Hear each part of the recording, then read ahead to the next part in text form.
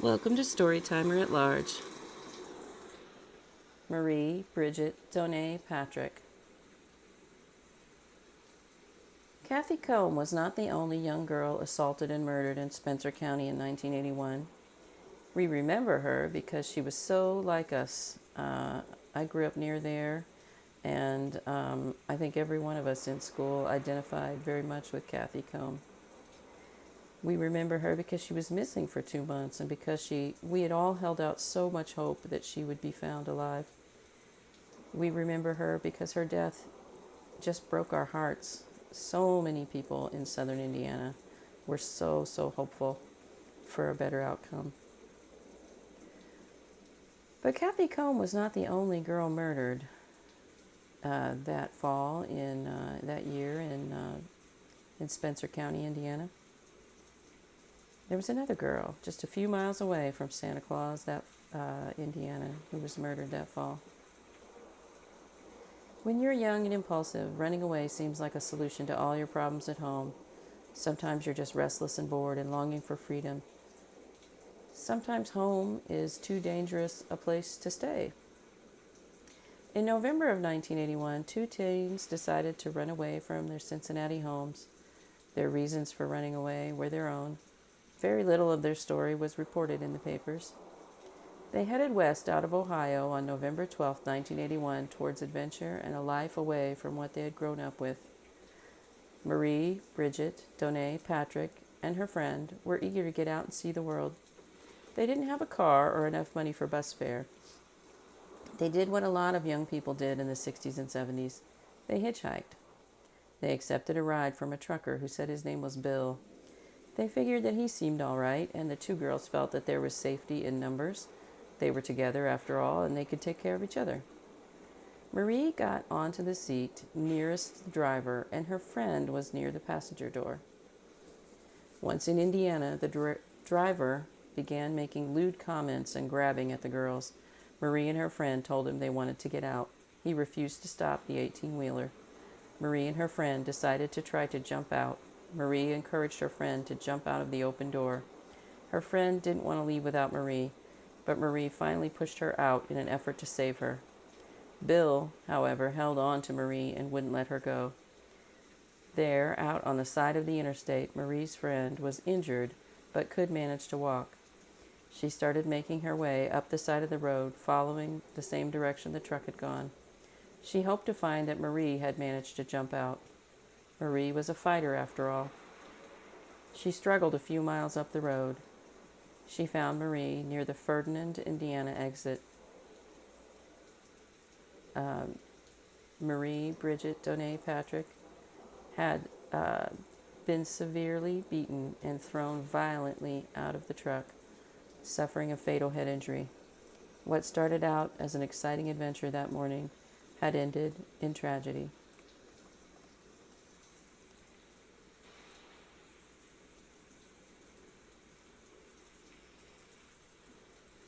Who could have done this? These two women, young women, deserve so much better than this. They left home seeking a better life, but they met a sadistic abuser. Marie was buried in Cincinnati at a beautiful and historic cemetery. It looks like a very peaceful place to rest. Hopefully, Marie's dear friend managed to find some peace in the many years after such a traumatic experience and the loss of her best friend. Why wasn't their story more widely reported in 1981?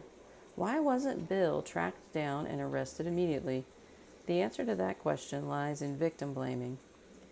Victim blaming was the mindset of most of society and law enforcement in the 1970s through the 1990s. It's the mindset of those who think that if victims put themselves in a dangerous situation, then that victim pretty much got what they deserved. What were they thinking is the thought process that victim blamers work under. Victim blaming contributed to law enforcement not pursuing investigations into victims of domestic violence. Why does she keep making him mad? Victim blaming allowed society to ignore rape as a violent crime. What was she wearing?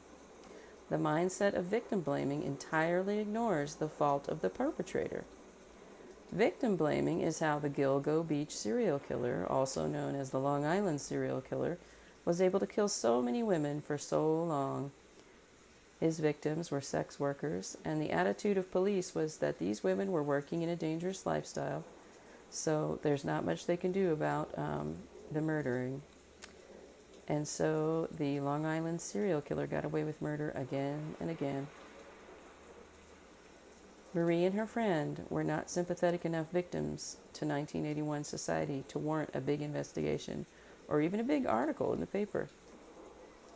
Was Marie Patrick less dead than Kathy Combe? No. But their case, Marie Patrick's case, and her friend got far less attention, and another killer got away. So who was Bill? Who was that trucker? One possible suspect could be Robert Ben Rhodes. He was a trucker, an active serial killer from 1975 to 1990. He had victims in Illinois, Utah, and Texas. But based on his truck routes and reports of missing women that match his preferred victim type, he is suspected of at least 50 murders.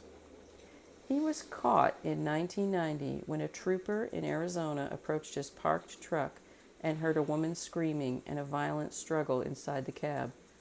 The trooper would find a kidnapped victim and a bondage torture chamber inside the cab of that truck. Photos of other murder victims were found in Rhodes' home. Rhodes is currently serving life in prison without the possibility of parole. But how many other truckers were out there at the time with similar motives? I remember a bumper sticker from the 70s and 80s.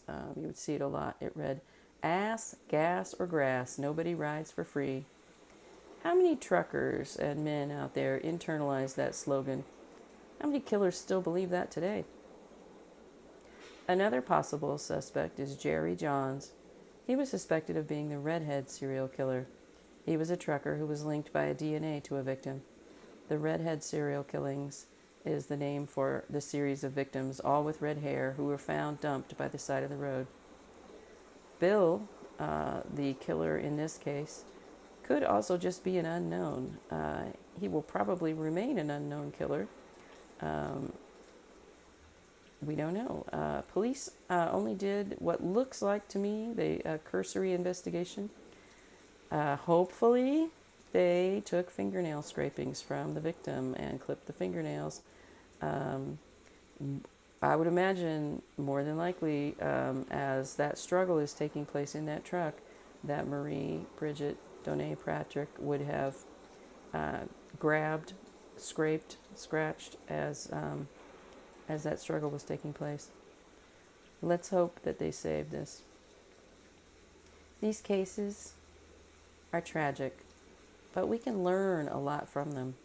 When we cease victim blaming and we pursue each assault and murder aggressively, we can catch killers. We can treat rape like the serious crime that it is, and we can prevent more rapes and more murders.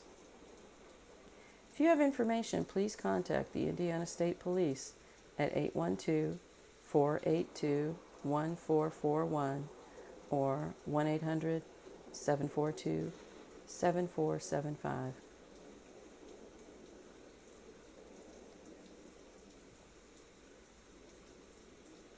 Rest in peace, Marie Bridget Donae Patrick.